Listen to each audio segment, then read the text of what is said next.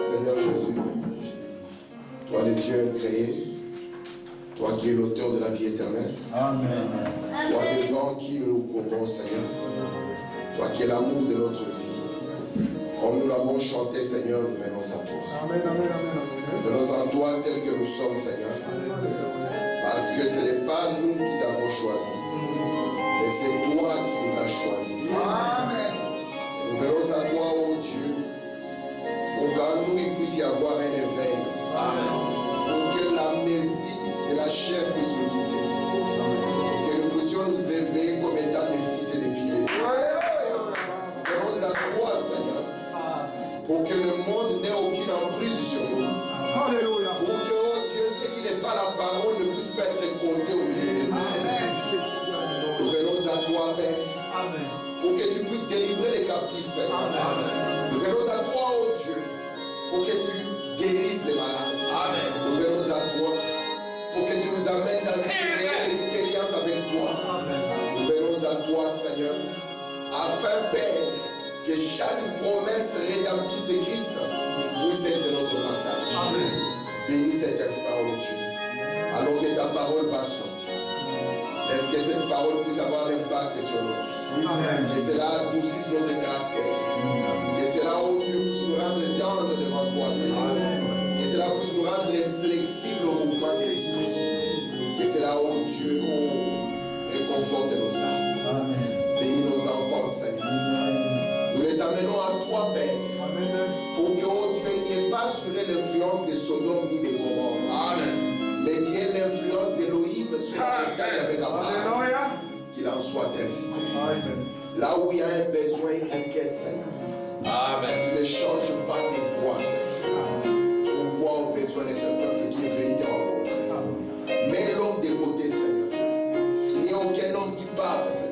Amen. Et qu'il n'y ait pas la foi naturelle, Seigneur.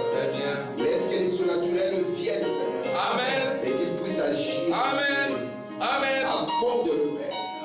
Alors que nos prières vont aussi, oh Dieu, vers nos frères qui sont réunis aussi ce matin. Puisse-tu les bénir. Bénis la famille de William. Amen. Et bénis ce matin, Seigneur. Amen. D'une manière Gloire à Dieu. Amen. Jésus-Christ. Amen. Notre Seigneur. Amen. Nous avons ainsi prié. Amen.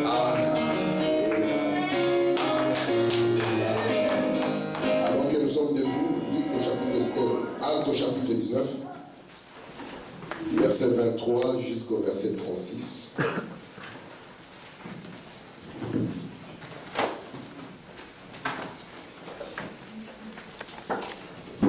Acte 19, 23 à 36. Est-ce que je peux lire? Je peux lire? Amen. Amen. Il survint à cette époque un grand trouble au sujet de la voix du Seigneur. Vous devez être conscient que la voix du Seigneur est souvent sujet au trouble. Un nommé Démétrius, orfèvre, fabriquait en argent des temples de Diane et procurait à ses ouvriers un gain considérable. Il les rassembla avec ceux du même métier et dit: ô homme, vous savez que notre bien-être dépend de cette industrie. Et vous voyez et entendez que non seulement à Éphèse, mais dans presque toute l'Asie, c'est Paul a persuadé et détourné une foule de gens en disant que les dieux faits des mains d'hommes ne sont pas des dieux. Tout ce qui est fait des mains d'homme n'est pas l'original. Amen. Frère Branham dit: un prédicateur fait des mains d'homme n'est pas un prédicateur. Amen. Amen. Amen. Verset 27. Les dangers qui en résultent, ce n'est pas seulement que notre industrie ne tombe en discrédit, c'est encore que les temples de la grande déesse Diane ne soient tenus pour rien, et même que la majesté de celle qui est révérée dans toute l'Asie et dans le monde entier ne soit réduite à néant. Ces paroles les ayant remplies de colère, ils se mirent à crier: grande est la Diane des Éphésiens. Toute la ville fut dans la confusion. Ils se précipitèrent tous ensemble au théâtre, entraînant avec eux Gaius et Aristarque, macédoniens, compagnons de voyage de Paul. Paul voulait se présenter devant le peuple, mais les disciples l'en empêchèrent. Quelques-uns des Asiarques, qui étaient ses amis, envoyèrent vers lui pour l'engager à ne pas se rendre au théâtre.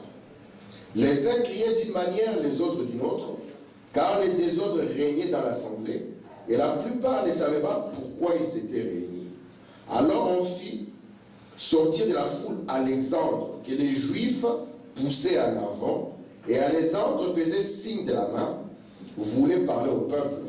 Mais quand ils reconnurent qu'il était juif, tous d'une même voix crièrent pendant 2 heures, grande est la Diane des Éphésiens. Cependant, le secrétaire, ayant apaisé la foule, dit, homme éphésien, quel est celui qui ignore que la ville d'Éphèse est la gardienne du temple de la grande Diane et de son simulacre tombé du ciel? Cela étant incontestable, vous devez vous calmer et rien faire avec précipitation. Amen. Que Dieu ajoute des bénédictions à l'intérieur de sa parole. Nous pouvons nous asseoir. Amen. Amen. Je vous salue tous au nom du Seigneur Jésus-Christ. Amen. J'espère que nous sommes en forme. Amen. Nous avons eu 1 heure de plus de sommeil, n'est-ce pas, frère Max? Nous sommes en forme. 1 heure de plus que nous avons gagné en sommeil. Mais nous allons payer cela prochainement. Donc j'espère que nous serons aussi à temps quand on nous dira que nous allons perdre 1 heure de sommeil, n'est-ce pas? Donc nous allons continuer sur ce que nous sommes en train de dire. Donc suivez-moi parce que je commence à prendre ma ligne droite pour entrer dans la pensée qui m'avait inspiré à tout ceci. Amen. Suivez-moi vraiment. Je vais essayer de donner ce que je pourrai aujourd'hui et puis je continuerai jusqu'à ce que je finisse. Vous allez voir que tout ce que je vais dire va tourner autour du temple de Diane. C'est tout ce que je vais dire. Ça va tourner autour du temple de Diane. Si vous vous souvenez, quand nous avons commencé à parler de Lucifer, nous avons montré, mes frères, que Lucifer avait un objectif. Dans la Bible, il se disait qu'il voulait élever son trône au-dessus des étoiles de Dieu. Et souvenez-vous que les étoiles de Dieu, quand Dieu prit Abraham, il lui a montré que les étoiles de Dieu étaient les fils d'Abraham. Et Lucifer voulait dominer sur eux. Nous avons vu qu'au début, il avait bien commencé. Même le nom Lucifer était un nom merveilleux, parce qu'il nous parlait de la manière de porter la lumière. Mais quand il quitta l'ambition de Dieu, il ne fut plus appelé seulement Lucifer, mais il devint Satan. Satan qui signifie adversaire et ennemi. Et souvenez-vous, nous sommes en train de nous attarder sur une partie de la Bible. Et cette partie de la Bible n'est rien d'autre qu'Apocalypse au chapitre 1er jusqu'à Apocalypse au chapitre 3. Et William Branham nous dit, Apocalypse 1 à Apocalypse 3 nous parle de l'Église. Or, quand vous parlez de l'Église, vous ne devez jamais éloigner la femme. Parce que la femme, c'est le type de l'Église par excellence. Je vous ai dit, remarquez une chose, mes frères. Descendant à l'Éden, ou dans les jardins d'Éden, nous allons trouver que, Frère Branham nous dit, après que Satan soit précipité, la bataille des anges devait devenir la bataille des hommes. Vous êtes là? Amen. Remarquez maintenant que quand le serpent va venir, il ne va pas se diriger directement vers Adam. Mais le serpent a voulu se diriger vers la femme. Le serpent s'est dirigé vers l'Église. Et c'est de là où tout son travail sera fait. Vraiment, c'est clair jusque là. Alors, qu'est-ce que nous avons fait? Lorsque nous avons commencé à étudier les chandeliers, nous avons vu que ces chandeliers nous montraient les 7 âges que l'Église allait traverser. Et nous avons dit, il est très important de voir ce qui se passe dans l'alpha, afin de comprendre ce qui va se passer dans l'oméga. Amen. C'est pour cela que même Dieu, quand il veut commencer, il commence avec la parole. Amen. Au commencement était la parole. Amen. Parce que Dieu sait que s'il commence avec la parole dans l'alpha, alors sa fin aussi sera la parole de Dieu. Amen. Et je vous ai dit, sans que nous puissions nous attarder à tout ceci, nous pouvons seulement prendre ce qui se passe à Éphèse. Et comme c'est le commencement de la chose, avec l'œil de l'aigle, nous allons observer ce qui va arriver jusqu'à la fin. Dans les citations que nous avons lues le dimanche passé, nous avons vu que dans la ville d'Éphèse, Éphèse était une ville. Lorsque la parole, parce que Jésus avait dit que vous serez mes témoins, vous ne le serez pas seulement à Jérusalem, ni en Judée, mais vous le serez en Samarie jusqu'aux extrémités de la terre. Amen. Parce que l'évangile du royaume devait être prêché en commençant par Jérusalem, mais devait aussi atteindre les nations qui étaient appelées les nations païennes. Alléluia. Parce que Dieu y avait aussi ses enfants. C'est pour ça que le Saint-Esprit, quand il est descendu, Pierre a dit, la promesse est pour vous, pour vos enfants, même pour ceux-là qui sont au loin, en aussi grand nombre que le Seigneur notre Dieu les appellera. Amen. Et nous voyons maintenant que pour ce travail de ceux qui sont au loin, Dieu a suscité un apôtre que nous avons appelé Paul. Gardez ce nom à l'esprit. Amen. Parce que Paul est le modèle dans les 7 âges. Amen. Et si vous comprenez le modèle dans l'alpha, vous allez comprendre la suite.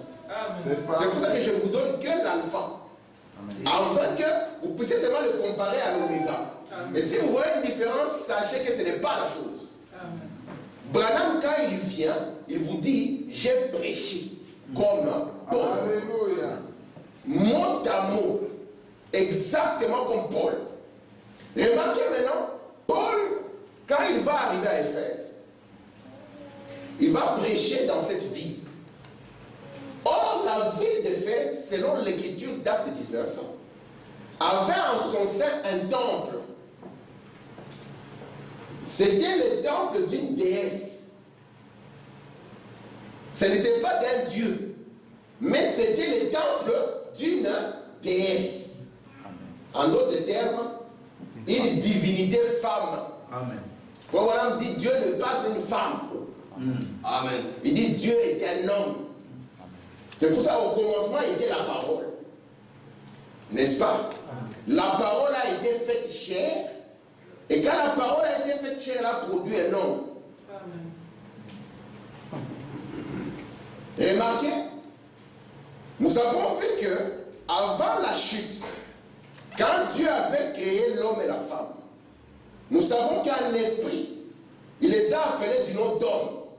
Mais après la chute, nous avons vu que la femme a reçu le nom d'Ève. Parce qu'elle était devenue la mère de tous les vivants. On n'a pas appelé Adam le père de tous les vivants.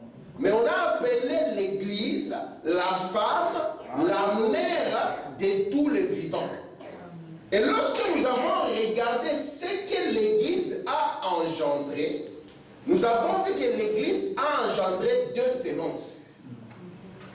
Et Frère Branham nous dit les 2 semences commencent dans les livres de Genèse jusque dans les livres d'Apocalypse. Amen. Dans les livres de Genèse, vous allez voir Caïn et Abel.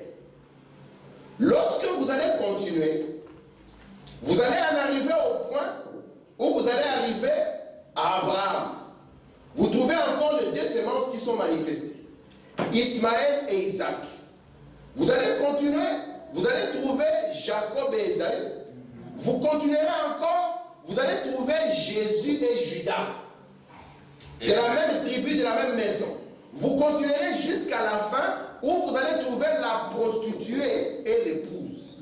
Alléluia. Et dans la ville d'Éphèse, il y avait un temple dédié à une divinité. Cette divinité était une femme. Ça correspond à Apocalypse 1, Apocalypse 3. Parce que lorsque vous regardez Apocalypse 1, Apocalypse 3, vous ne devez voir que la femme. Et je vous ai dit que la femme n'est pas quelque chose à jouer avec. On ne peut pas la négliger. C'est vrai. Frère Branham nous dit, elle est la chose qui peut tromper facilement et qui peut être trompée facilement. Vous croyez cela? Amen. Mais quand elle est entre les mains de Dieu, elle est la plus grande bénédiction. Amen. Et remarquez, la déesse ici qui avait son temple, elle s'appelait Diane. C'était une déesse qui était adorée premièrement à Éphèse. Et elle était adorée dans toute l'Asie, dans le monde connu de leur époque. Maintenant, vous allez voir que les Corinthiens aussi adoraient cette déesse. Les Romains aussi l'adoraient. Chez les Romains, elle avait pris le nom d'Artémis, si vous lisez l'histoire. Et elle était célébrée comme étant la divinité de la vie. Parce qu'on disait que dans sa matrice, elle est capable de donner la vie. William Branham dit fausse révélation. Alléluia. Parce que la vie ne vient que de Dieu. C'est Dieu qui est l'auteur de la vie. Amen. Maintenant, nous avions ensemble, écoutez-moi mes amis, ça sera bien, observé comment était sa statue. Frère Omba, tu n'étais pas là, je suis désolé. Mais je filme quand même. Tu n'étais pas là. Non, je dis je filme quand même. Ok. Alors regardez. Diane, je vais te décrire rapidement ce qu'il était. La statue était une statue de bois. J'ai lu les encyclopédies cette semaine, oui. On confirme par des mots grecs que vraiment la base, c'était une statue de bois. Juste. Elle était faite de bois, de sorte que le socle et la statue étaient d'une pièce. Mais Branham nous dit, la chose qui devait nous alerter, ce n'était pas le bois qui formait la statue. Parce que le bois n'est pas un matériel tellement louable, tellement grandiose. Il dit, mais ce qui devait nous alerter, c'était les bras. Parce que les bras de cette statue étaient faits de fer. C'était 2 barres de fer qui traversaient la statue. Et il faut nous montrer que, malgré qu'elle avait une apparence de rien du tout, son objectif était que plus tard, il allait soumettre et dominer chaque chose. C'est pour ça que je vous ai dit, même dans votre vie, le mal ou le péché, pour que cela puisse vous dominer, cela ne va pas commencer par quelque chose de grand. Vous allez négliger de venir à l'église une fois. Vous allez voir que vous ne mourrez pas. Vous allez dire, je vais venir une fois par mois. Vous n'allez pas en mourir. Mais après un moment, pour vous sortir de ce cycle, ça sera difficile. Juste. Amen. Amen. Maintenant, nous avons vu ensemble la statue. Nous avons passé la statue. Je vous ai dit, nous allons nous concentrer sur ce qui s'est passé dans les temples de Diane d'Éphèse. La Diane d'Éphèse, sa statue était différente de toutes les autres. Quand on allait ailleurs, là où on adorait la même divinité, sa statue était faite de pierre ou parfois d'argile. Mais celle-là, elle était faite de bois, frère Max, parce que c'était le commencement, avec des mains de fer. Et ici, si vous vous souvenez de la citation, je vais la lire encore pour que nous puissions placer ça. Je lis d'abord ma citation, et puis c'est là où nous allons placer tout. Je suis dans l'exposé à la page 73. Voilà, on nous dit ceci. La façon dont étaient organisés les services du temple est très révélatrice. D'abord, il y avait des prêtres qui étaient des eunuques. Donc, le temple ici avait un service qui était fait par 3 catégories de personnes. Si vous venez, vous regardez les services là, vous n'allez pas penser que cela a un rapport avec le christianisme. Mais Branham nous dit que cela a un rapport avec le christianisme. La première chose, nous avions d'abord des prêtres. Et ces prêtres étaient des eunuques. Écoutez, je continue. Nous avons le prêtre qui était des eunuques. Cette prêtrise stérile préfigurait la stérilité d'un peuple qui s'éloignerait de la parole, car un peuple qui prétend connaître Dieu en dehors de la parole de Dieu est aussi dépourvu de vie qu'un eunuque stérile. Les eunuques au temps du roi, c'était eux qui étaient les scops de la reine. C'était des hommes qui gardaient la reine. Maintenant, pour que le roi soit certain que ses enfants sont à lui, on devait chercher des eunuques, des gens qui sont capables de donner la vie. Des gens qui sont stériles. Comme ça, le roi est certain que les enfants qui sont là sont ses propres enfants. N'est-ce pas que Dieu aussi est intéressé à savoir que les enfants qui sont dans l'église sont ses enfants? Amen.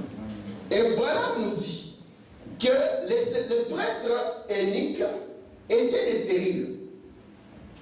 Cette stérilité que vous voyez ici est en train de préfigurer un peuple qui va vouloir connaître Dieu en dehors de la parole. Amen. Donc lorsque vous voyez ça, sachez que cela représente un peuple. Frère Marc, c'est un peuple à venir qui va chercher à connaître Dieu autrement que par la parole. Ok. Prenons le deuxième étape. Deuxièmement, les temples renfermaient des prêtresses vierges qui accomplissaient les actes religieux du temple. Donc nous avons ici maintenant des prêtresses qui sont là. Elles sont vierges.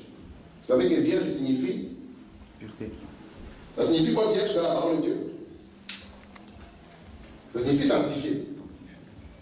Parce que nous voyons dans la parole qui dit vierge était sortie. Et on dit le mot vierge signifie sanctifié. Écoutez. Deuxièmement, les temples renfermaient des pièces vierges qui accomplissaient les actes religieux du temple. Écoutez. Ceci annonçait les jours où les cérémonies, les formes et les rituels, les œuvres prendraient la place du Saint-Esprit, où les manifestations charismatiques cesseraient de remplir les temples de Dieu. Donc, les cérémonies qu'elle faisait, les rituels, montraient qu'il viendra un temps où le Saint-Esprit sera retiré de l'Église. Vous voyez ça? Amen. Je passe ça, je continue. Au-dessus de tout ceci se trouvait le grand prêtre. Benjamin, c'est clair pour toi? Un homme doté d'un pouvoir politique et d'une grande influence. C'était là le signe d'un processus qui avait déjà commencé, même s'il n'était pas encore clairement manifesté. L'Église ne tarderait pas à être livrée à la conduite de l'homme avec des plans humains et des ambitions humaines. Et ainsi dit le Saint-Esprit, la parole prophétique, cesserait d'être une réalité vivante. Donc en troisième lieu, nous avons maintenant un grand prêtre. Je disais à frère Samuel, si c'était un Congolais, il serait très content qu'on l'appelle grand prêtre. Le grand prêtre. Parce qu'au Congo, tout le monde veut être un grand prêtre. Et le grand prêtre, ce qu'il représentait, c'est que l'Église finirait par être conduite ou dominée par l'homme. Vous voyez les trois étapes. Amen. Premièrement, nous avons des eunuques. Ça montre que la stérilité, on parle de stérilité quand quelqu'un n'a pas la vie. Après cela, cette étape de manque de vie. Le Saint-Esprit n'y sera pas. On va remplacer cela par des rituels, des cérémonies et des apparences.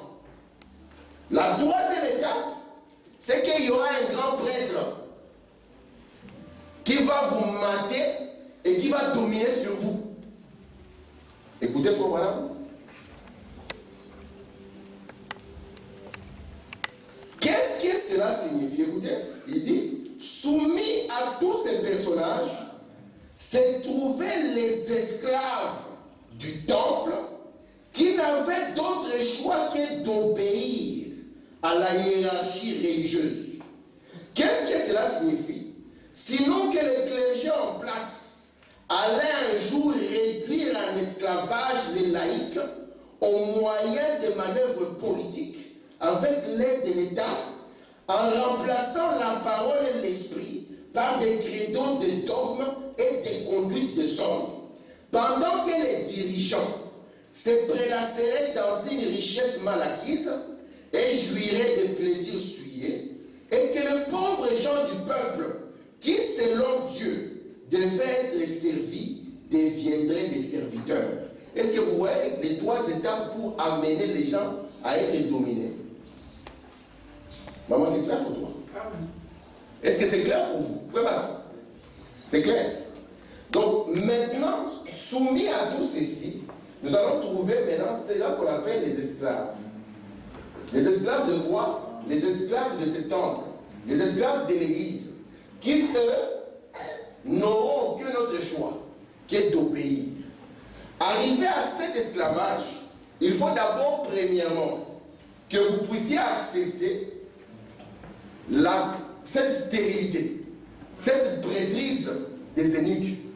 Après cela, vous devez aussi accepter, vous voyez, cette prêtresse vierge. Et Frère nous montre, vous savez que pour les Juifs, Paul n'avait pas eu de problème, même Pierre, quant aux femmes qui voulaient devenir des prédicateurs. Parce que chez les Juifs, c'était clair qu'un sacrificateur, c'était un homme de la tribu, de quelle tribu? De Lévi. Mais quand on est arrivé aux païens, quand Paul a converti ces gens, ces prêtresses vierges, ces femmes ont dit, nous avons prophétisé pour Diane, nous pouvons aussi le faire pour Christ. Et Paul était étonné de voir qu'il y avait des mamans qui voulaient monter à la chair. C'est là où il dit, niet. Ici, c'est un autre domaine. Amen. Et là, Paul dit, je ne permets pas à la femme d'enseigner, ni de prendre l'autorité sur l'homme. Et son ministère, c'est le 7e son, c'est le silence. Amen. Et maintenant, vous devez passer par ces 3 étapes. Premièrement, il faut une stérilité. Vous en êtes au point où vous ne connaissez pas Dieu. Vous avez cherché à le connaître par un autre moyen que par la parole de Dieu. Est-ce que vous comprenez l'importance de Dieu? Amen. Si vous ne connaissez pas Dieu, mes frères, sachez que vous êtes en face d'une prêtrise des eunuques. Si vous êtes stérile dans votre propre vie, ne soyez pas étonnés que demain, vous serez dans l'esclavage. Amen.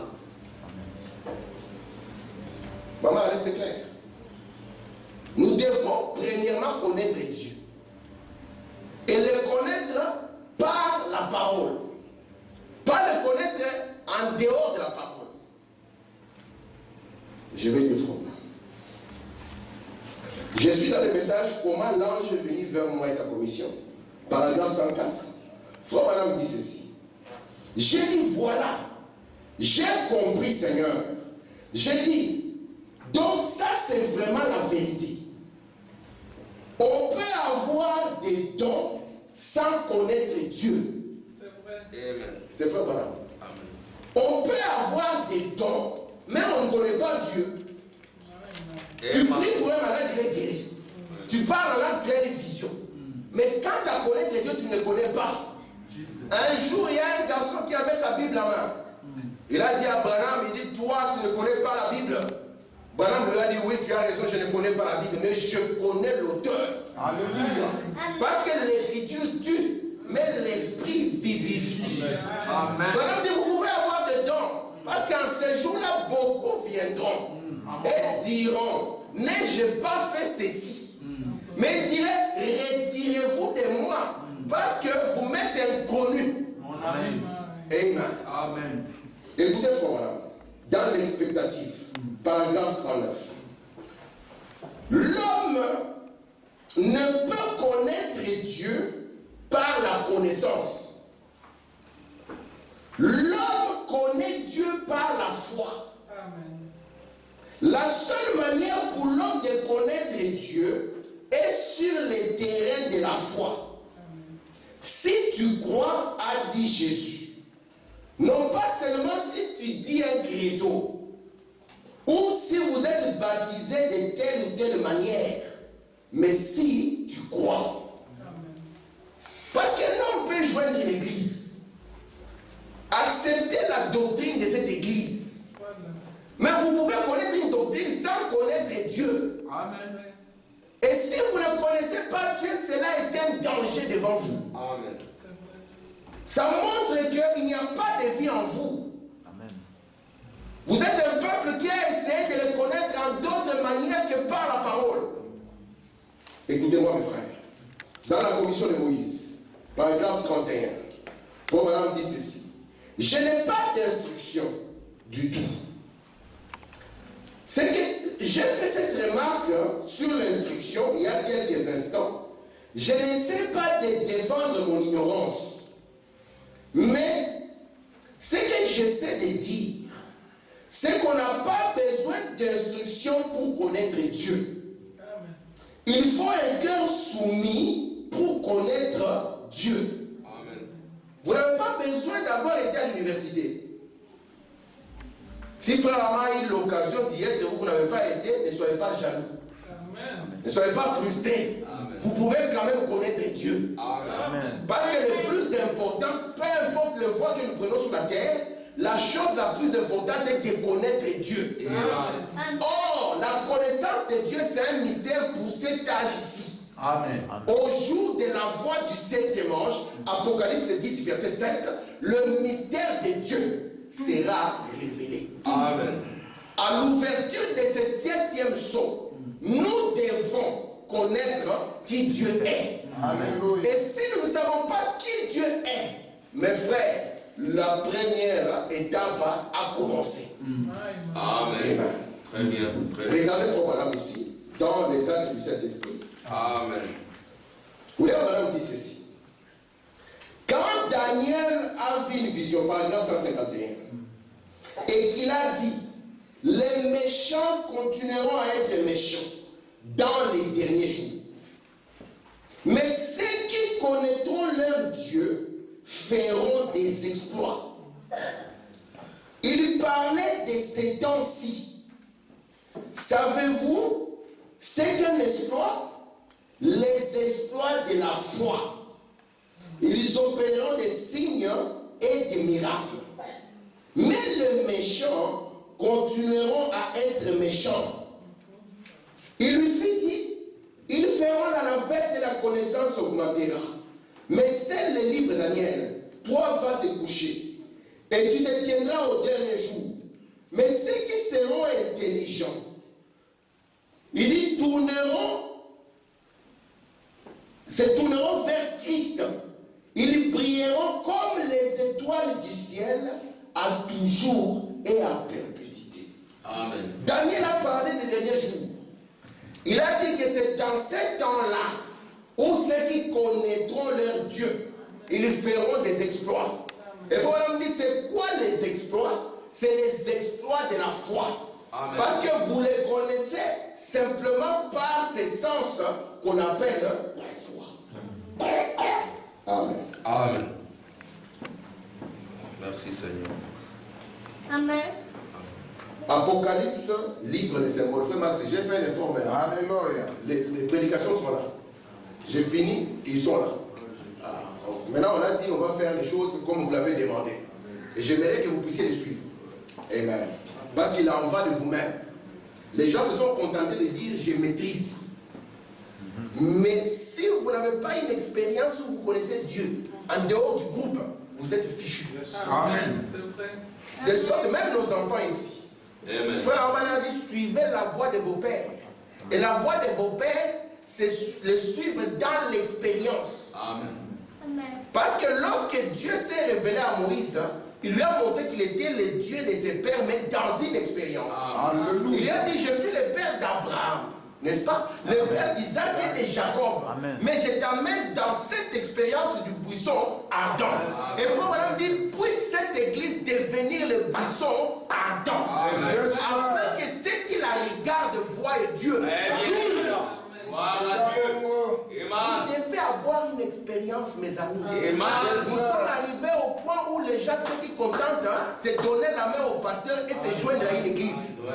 Frère Madame dit, ce n'est pas ce qui s'était passé au jour de la Pentecôte. Pierre n'était pas venu avec un registre et serrer la main aux gens. Mais il leur a dit, la promesse est pour vous.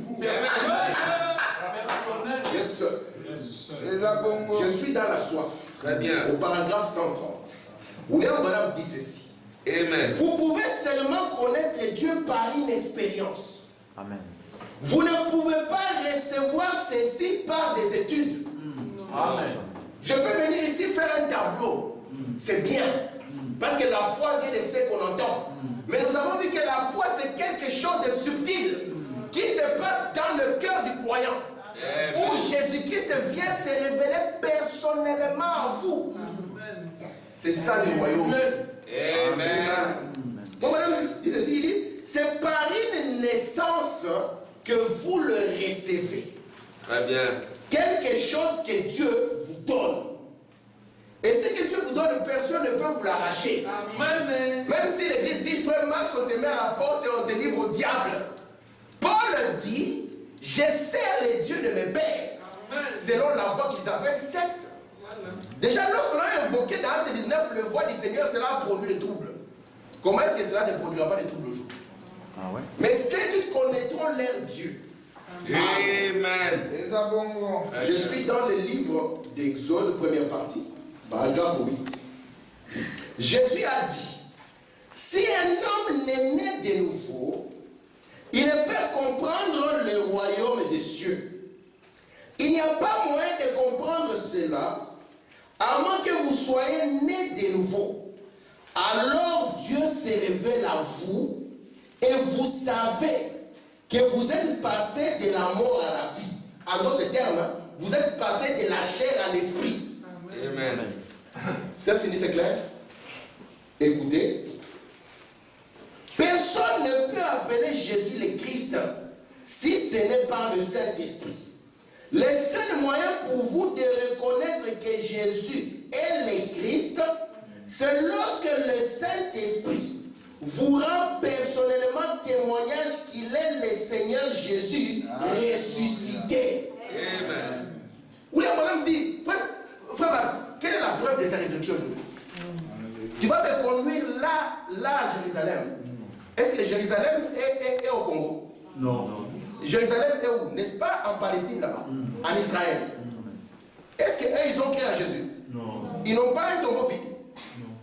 Si toi tu vas maintenant au milieu des gens qui même ce tombeau vide ne représente rien pour venir dire voici la preuve, ils peuvent te dire mais il est écrit que les disciples l'ont volé. D'ailleurs il y a un monsieur qui s'appelle James Cameron, il a découvert la tombe de Jésus. Il a trouvé une tombe de Jésus. Il a regardé à côté la tombe de Marie. Il a dit vous voyez Jésus, il était mort, il était enterré ici. Et à côté là-bas, sa maman, c'est un caveau familial. Mais Branham dit ici, ça doit être une révélation personnelle que Dieu amène à votre cœur pour vous montrer que le Jésus dont on parle, ce n'est pas le Jésus hier. C'est le même Jésus, mais ressuscité. Alléluia. Ressuscité où? Dans votre propre vie. Amen. Écoutez, L'homme. c'est lorsque le Saint-Esprit vous rend témoignage. Peu importe ce qu'il pourrait faire, les gens des signes, les gens de miracles, vous ne reconnaîtrez jamais cela, à moins que vous ayez une expérience personnelle avec Dieu. Vous dites que bien, je crois cela parce que la Bible le dit. Eh bien c'est bon, la Bible, elle est vraie, elle sait cela. Eh bien le prédicateur l'a dit. Il dit, lui, peut-être il sait cela. Ma mère l'a dit. Elle le sait, mais vous, qu'en savez-vous? C'est ça. Amen. Amen. Vous ne saurez jamais cela avant que cela ne vous soit personnellement révélé par le Saint-Esprit. Amen. Restez avec moi ici. En acceptant vous devenez une nouvelle créature. Il ne faut même pas dire une nouvelle création. En Christ, Jésus, né pour la seconde fois. Amen. Vous comprenez ce que je suis en train de dire? Amen. Parce qu'ici, il y a une prêtrise stérile qui est là. C'est une prêtrise dangereuse, frère Max. Où on va se contenter simplement d'avoir joint un groupe. Ce n'est pas parce que vous avez une brochure que vous êtes sauvé. Non, loin de là, mes frères. Ce n'est pas parce que vous avez écouté une bande de la voix de frère Branham que ça y est. Non, messieurs. Il faut qu'il y ait une expérience. Et cette expérience sera éprouvée au fil de temps. Amen. Amen. Amen. Qu'est-ce qui va arriver quand tout le monde va vous abandonner? C'est ça. Qu'est-ce qui va arriver quand tout le monde va abandonner le message? Voilà. Qu'est-ce qui arrivera quand demain Billy Paul va traverser? Parce que cela arrivera. Très bien. Quelle sera votre réaction? Amen. Mais vous devez arriver à un point où vous savez, quand Moïse, les circonstances de la vie devaient devenir compliquées, il devait se souvenir qu'un jour, j'ai vu un buisson. Amen. Et ce buisson était ardent. Et le feu était là, ça ne brûlait pas. Je me suis approché et j'ai été commissionné. Amen. Est-ce que Dieu a dit à Moïse que tu n'auras pas de difficultés? Non. Mais Moïse avait un point d'ancrage où il savait que ceci est en dehors du groupe. C'est quelque chose qui s'est passé entre moi et mon Dieu. Amen. Si je ne fais pas ça, vous dites ça, je serai un escroc. Parce que vous arriverez un jour où vous devez rencontrer Dieu personnellement. Amen. William Branham dit, il y a une porte qui est devant chaque personne et s'appelle la mort. Amen. Et Jésus se tient là. Amen. William Branham dit, un jour ma tante était en train de mourir. Toute la famille était autour. Branham dit, j'ai commencé à penser, qu'est-ce qui arrive à ma famille? Qu'est-ce qui arrive à cette famille Branham? C'est pour ça que Branham dit, vous voyez la roue cassée représente ma famille. Les rayons qui ont été retirés de la roue. Il dit, alors que j'étais là, je voulais prendre la photo ici, pour la rapprocher de ma tante. En disant, est-ce que tu veux que je rapproche la photo, que tu regardes Jésus? Ma tante a dit non. Il dit, parce qu'il est déjà là, il est à la porte. Amen. Il dit, je le vois, il est à la porte. Amen. Très bien. Right. Amen. Sinon, vous allez tomber dans la religion. Et vous serez des pauvres esclaves du temple. Nous allons entrer là-dedans. Alléluia. Pour que nous puissions comparer pourquoi est-ce que Dieu a appelé Abraham l'école. Pour qu'il vienne pour libérer les esclaves. Souvenez-vous même quand Philippe, dans notre leçon, est venu pour rencontrer, il a rencontré un eunuque. Cet eunuque ne connaissait rien de Dieu. Il avait la brochure dans les mains, frère Max. Il lisait la brochure de cette époque. Il était en train de lire le prophète Esaïe. Et puis il dit, mais Philippe il vient, il pose la question, papa, est-ce que tu comprends ce que tu lis? Mais tu sais très bien que je ne peux pas comprendre si je n'ai pas de nouveau. Alléluia. Amen. Ça c'est au-delà de la théologie. Ça c'est la partie subliminale entre Dieu et l'homme. Qu'un prédicateur ne peut pas vous donner. Que personne ne peut vous donner. Ça c'est la part que Dieu vous donne par prédestination. Amen. Écoutez, madame, Apocalypse chapitre 1, paragraphe 46. La petite église de Pentecôte a toujours été une minorité. Je ne parle pas des dénominations pentecôtistes. Amen. Quand je parle que nous ne sommes pas pentecôtistes, il s'agit de la dénomination. D'ailleurs, c'est par erreur qu'on les a appelés des pentecôtistes. Parce que la Pentecôte, c'est les chiffres 50. C'est au-delà des âges de l'église. Et ils étaient au 49, ils ont voulu arracher les non-pentecôtistes. William Branham dit, la Pentecôte a toujours été une minorité. Amen. Je ne parle pas de la dénomination pentecôtiste. Je parle de ceux qui ont l'expérience de Pentecôte. Alléluia. Pas une organisation. La Pentecôte est une expérience qui arrive à tous ceux qui le désirent. Catholiques, juifs, prosélytes, méthodistes, baptistes, quiconque les désire qu'ils viennent. C'est une expérience personnelle. Dieu ne traite pas avec une dénomination. Il ne traite pas non plus avec les nations en tant que race ou peuple. Il traite avec les individus. Quiconque veut qu'il y soit blanc, noir, jaune, brun, méthodiste, baptiste, protestant, catholique, quel qu'il soit, qu'il vienne. quiconque, je suis heureux qu'il agisse de cette manière. Amen. Est-ce que dans le cœur des croyants aujourd'hui, il y a encore un désir comme ça? Ce genre de désir à quitter. On commence à jouer la vie par hasard. On ne sait même pas si on a reçu l'Esprit de Dieu ou pas. Tout ce qui nous intéresse, c'est notre bien-être matériel. Mais vous avez une âme, mes frères. Et cette âme vaut 10 000 Amen. Amen. Très bien. Nous ne voulons pas être stériles, frère. Nous devons avoir la vie en nous. C'est dangereux d'être stérile. Frère dit ceci dans le prophète Rouge de Honte, paragraphe 104. Qu'en est-il de vous, moi compris? Combien d'âmes avez-vous gagné depuis que vous êtes en Christ? Amen. Le christianisme se communique l'un à l'autre. Combien d'âmes avez-vous gagné depuis que vous êtes chrétien? Si vous ne gagnez pas d'âmes, vous êtes coupable, vous êtes stérile. Vous avez amené la honte sur l'église et l'évangile. Combien de personnes avez-vous invité à la réunion de prière le mercredi soir? La réunion de prière le mercredi soir, nous la fuyons. Et comment on va inviter quelqu'un? Faut madame dire, si vous ne le faites pas, vous devez être honteux de vous devant Christ. Vous êtes coupable et votre place est à l'autel. Je vous invite à venir vous repentir avec moi. Amen. Et à la fin de cette prédication, Frère Branham était agenouillé à l'autel avec l'église entière. Amen. Très bien. Yes, sir. Nous ne voulons pas être stériles, frère. Oui. Qui veut être stérile? C'est Jésus qui a dit à mon peuple, il n'y aura pas de stérile, n'est-ce pas? Amen. Écoutez, je suis dans le message Israël est dans sa patrie. William Branham raconte la fois où il avait traversé la forêt. Vous connaissez bien cette écriture. Où il y avait des arbres qui avaient subi l'incendie. Écoutez Frère Branham. Il y a eu un grand incendie, paragraphe 55. Israël dans sa patrie. Depuis pas mal de temps, il y avait tout un groupe de grands et vieux et hauts arbres qui se tenaient là. Ils étaient blancs, là au clair de lune. Juste aussi majestueux et forts qu'ils en avaient l'apparence. Souvenez-vous que la seconde étape, mes frères, ce sont des rituels simplement. C'est les rituels et les cérémonies.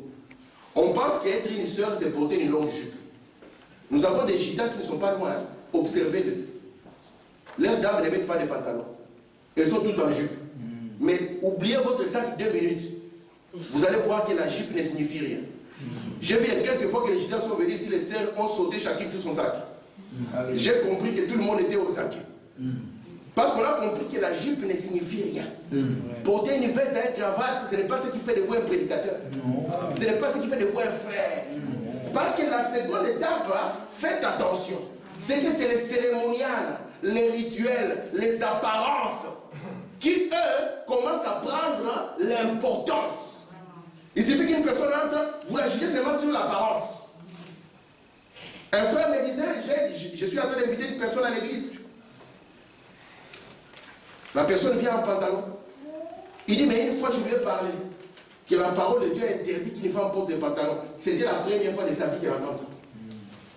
Branham nous dit, nous devons communiquer le christianisme. Amen. Nous ne le faisons pas. Nous sommes devenus des frustrés.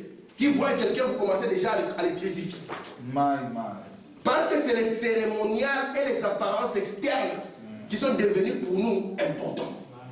Nous sommes dans un âge où l'image externe est très importante, frère Max. On doit être un homme avec des barres de chocolat, ventre plat, musclé à mort et tout ça. C'est ça l'image qu'on donne de l'homme parfait aujourd'hui. Une femme elle doit peser 40 kilos, elle ne doit pas manger, elle doit être toute. C'est ça l'image. Et tout le monde, ce qu'ils cherchent, c'est à devenir cette image. Même si à l'intérieur d'eux, ils sont malheureux ou pas possible. C'est ça. Amen. Amen. Il veut les retirer le Saint-Esprit. La manifestation charismatique de l'Esprit a quitté les gens. Les prédications sont devenues comme des conférences. Mais la partie spirituelle, la partie de l'Esprit, nous a quittés. Nous sommes en danger, mes frères. Amen. Il s'agit du service dans le temple de la déesse Diane. Qui, elle, à la fin, va tout mater. Amen. Amen. Écoutez-moi maintenant. Ils avaient l'apparence, mais toute vie, ça n'était allé d'eux.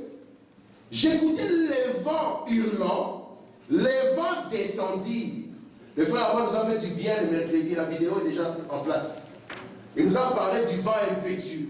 Si vous regardez le film Les Actes des Apôtres, on riait quand on voyait ça avec le frère Patrick, parce qu'on connaissait la citation. Quand on voit, ils sont dans la chambre haute, quand les vents passent, les rideaux sautent. Branham nous dit que ce n'était pas un vent naturel, c'était un vent surnaturel qui soufflait dans leur cœur. Amen. Très bien. Écoutez, il dit, le vent soufflait, descendit là à travers eux, juste des gémissants. Vous savez, tout ce que les vieux arbres faisaient, c'était simplement des cris rauques et des grincements aigus. N'est-ce pas les grincements des dansants? Amen. Dit, des cris rauques et des grincements aigus. Amen. Amen. Paragraphe 60. Laissez l'église grincer et gémir si elle le veut. Laissez-la dire les jours des miracles sont passés. S'ils le veulent, ils sont morts de toute façon. Ils disent nous sommes l'église. Ainsi en est-il de ces arbres. Mais regardez-les, ils n'ont pas d'écorce. Ils sont simplement boursouflés. Toute l'écorce a été brûlée. On ne pourrait pas y introduire la vie. Voilà la raison. Si ces arbres avaient l'écorce et qu'on pouvait y introduire la vie, ils vivraient à nouveau. Amen. Mais toute l'écorce, ça n'est allé. Ils sont allés de l'avant et ont fait leur rite, ainsi de suite. Ils ne peuvent même pas avoir d'écorce sur eux. Rien que pousser des cris rauques et des grincements aigus lorsque le vent souffle. Oui. Amen. Amen. Amen. Je suis dans les signes. Prêché le 1er septembre 1963. Une merveilleuse citation. Paragraphe 230. Ne vous contentez pas de venir jusqu'ici et de dire je crois le message. Faut pas dire obéissez au message. Amen. Entrez en Christ. Amen. Vous dites je crois chaque parole qui est prononcée sur Branham. Il dit c'est très bien. Cela montre simplement que vous savez lire. Ouais. Prenez le message. Prenez-le dans votre cœur. Vous devez avoir les signes afin que la vie même qui était en Christ soit en vous. Amen. Quand je verrai cela, je passerai par-dessus vous. Yes. Amen. C'est ça le but pour lequel le message est venu, frère Max. Ce n'est pas que nous puissions compter le nombre de brebis. Non. Parce qu'aujourd'hui, on te prend comme un bon pasteur quand tu en as déjà un certain nombre considérable. Quand toi tu arrives, tu n'as que 2 brebis. Toi tu. Combien? 2 brebis. C'est un pasteur de 2 brebis. Mais William Branham dit si Dieu t'a appelé pour une seule personne, c'est pour cette seule personne-là que Dieu t'a appelé. Amen. Mais toi, ton travail, c'est que tu dois l'amener à entrer en Christ. Amen. Amen. Amen.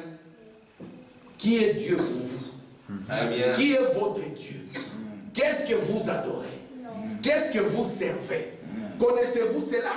Ou bien vous êtes seulement limité à dire que ce qu'il nous faut, c'est la longue jupe et appartenir au tabernacle et au vôtre? Écoutez mes frères. Amen. Je suis dans les paradoxes. Alléluia. Prêché le 1er août 63, paragraphe 98. Cette naissance virginale était un mystère pour les gens. Est-ce que ce n'est pas un mystère jusqu'aujourd'hui? Oui. Amen. La science a réfuté. Il a dit c'est quasi impossible qu'une vierge puisse concevoir. Posez seulement une seule question à la science. D'où vient la vie? Regardez les théories qui vont commencer. Il y avait le Big Bang. À une époque comme ça, un scientifique avait dit les abyssales, si vous les mettez ensemble, après ça peut engendrer la vie. On a compris que les abyssales ne peuvent jamais engendrer la vie. La vie provient de Dieu. Amen. Et Branham nous dit ici, la naissance virginale était un mystère. Oui. Je vous ai dit vendredi que Marie dans la Bible, c'est vous. Amen. Amen. Parce que c'est vous qui êtes bénis Amen. parmi toutes les femmes. Amen. C'est vous la femme que Christ a choisie. Amen. Paul dit, je vous ai fiancé comme une vierge à Christ. Alléluia. Et Branham me dit, je vous appelle aujourd'hui Madame Jésus-Christ. Amen. La naissance virginale est un mystère. Yes, sir. Branham continue en disant, c'est un mystère pour les gens. Ils ne peuvent pas le comprendre. Tout comme la nouvelle naissance l'est de nos jours. Amen. La nouvelle naissance est un mystère pour le monde. Ils ne peuvent pas le comprendre. Ils ne savent pas de quoi vous parlez. Ils en ont minimisé l'importance, disant, eh bien, par le fait même de croire quelque chose. Problème dit, le diable lui aussi il croit. Et il tremble, le frère Maxina, en transe. Problème dit, le diable ne croit pas une citation beaucoup. Hein. Il croit, et c'est la Bible qui le dit. Le diable croit et il tremble. Écoutez, frère madame, ce n'est pas ce que vous croyez. Oh, je crois ceci. Oh, je crois cela. Je n'ai pas celui-là. C'est un aveugle. Écoutez, frère madame, ce n'est pas ce que vous croyez. Amen. C'est ce que Dieu a réellement fait. Amen. Parce que lorsque vous croyez, Dieu doit venir recevoir cette foi. Il doit venir accepter la foi en vous. Et il vient par les signes de la circoncision. Et cette circoncision, c'est qu'elle vient pour retirer le supplice de la chair. Amen. Pour que vous passiez de la chair à l'esprit. Amen. Amen. Vous êtes là? Amen. La nouvelle naissance est une naissance. Cela a été un paradoxe. Dieu a apporté une nouvelle vie à la race humaine. Amen. Mais nous étions nés de nos mamans. Mais Dieu apporte une vie. Parce qu'étant nés de nos mamans, nous sommes nés de la femme. C'est vrai. Et l'homme né de la femme, ses jours sont comptés. Yes, sir. Sans cesse agité. Tu as l'argent aujourd'hui, tu es content. Demain, tu n'as pas l'argent, tu pleures. Tu n'as pas les papiers, aujourd'hui, tu pleures. Demain, tu as les papiers, tu pleures. Puis tu as d'autres problèmes, tu pleures. La vie de l'homme sur la terre, hein, la vie de l'homme né de la femme, elle est malheureuse. Mais il y a une vie d'un homme né de l'homme. Sur cette montagne, il n'y a pas de mort. Sur cette montagne, il n'y a pas de maladie. Cette montagne, il n'y a pas de peur. Amen. Voilà, on dit, la rejeter, c'est la séparation éternelle. Lorsque je vous ai parlé d'Adam, Dieu a dit à Adam, le jour où tu mourras, ces jours-là, les jours où tu en mangeras, ces jours-là tu mourras. Les jours où Adam mangeait les fruits, on n'a pas enterré Adam. Non. Sinon, il allait faire le deuil toute seule. Il n'y a pas eu de deuil. Mais il y a une séparation. Parce que la divinité qui était en Adam a été séparée d'Adam. Amen. Amen. Amen. Et Dieu a considéré Adam comme quelqu'un de mort. Lorsque la divinité qui est censée être dans votre vie est séparée de vous, alors Dieu vous appelle un mort. Amen. Amen. Amen. Écoutez, je suis dans les 7 âges, je me dirige vers la fin. Les 7 âges de l'Église, l'exposé, paragraphe et page 87. Frère Madame dit ceci. Il est en train de parler, je vais introduire la pensée sur laquelle je vais continuer prochainement. Donc si vous voyez ces 3 étapes, une fois qu'on parvient à vous bloquer dans les 3 étapes, la solution suivante, c'est que vous êtes un esclave.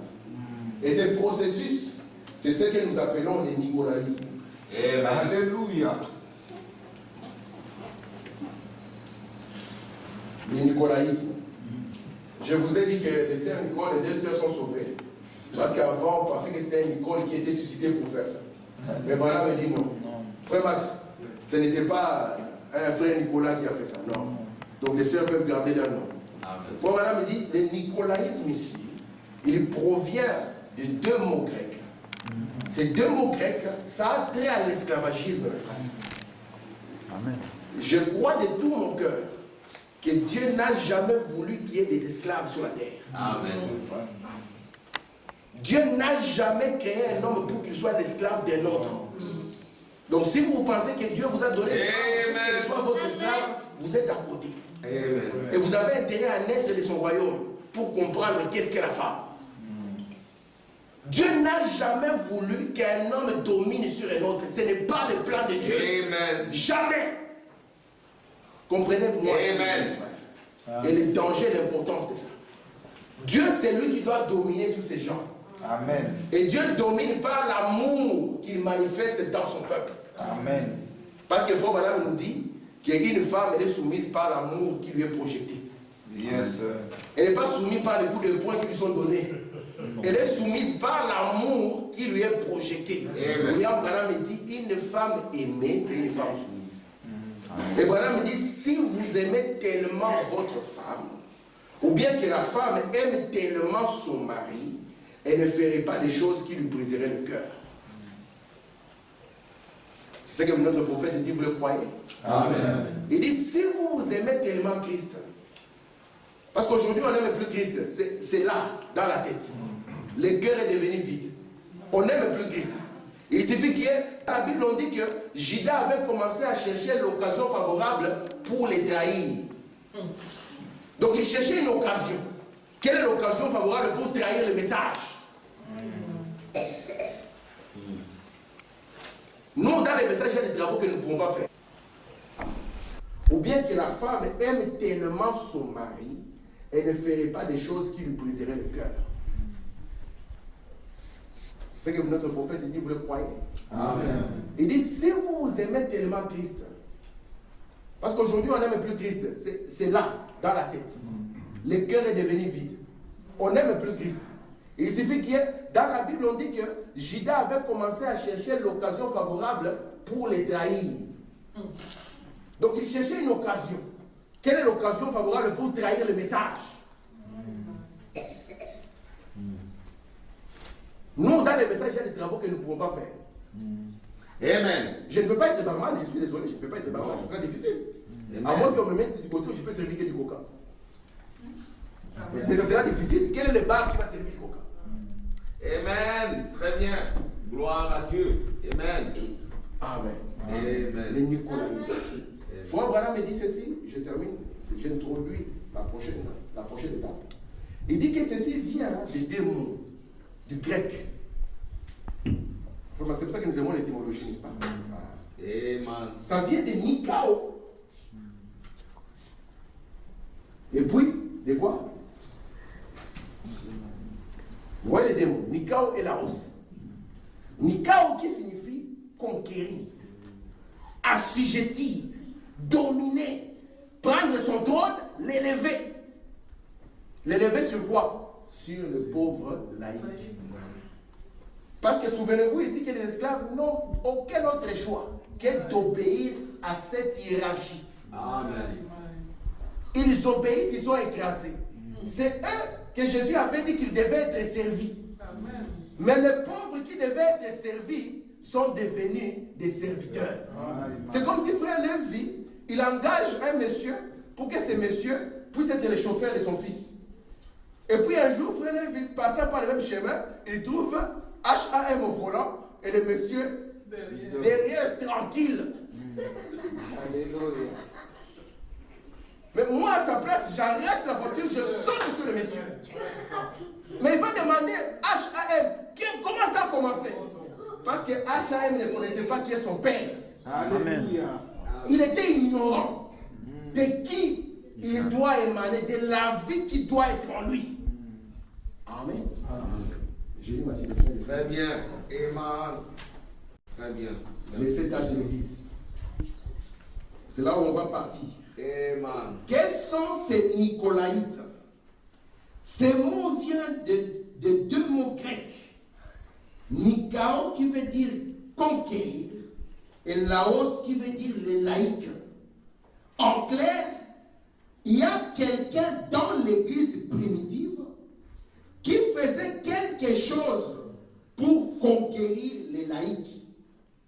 Si quelqu'un conquérait les laïcs, cela ne pouvait être le fait que d'une autorité. Vous voyez par quoi je dis? Donc, soyez certain que la personne qui va mener ceci, ça sera quelqu'un qui a de l'autorité. Ça sera une autorité. Une autorité dans l'église. Amen. Amen. Que le Seigneur vous bénisse. Amen.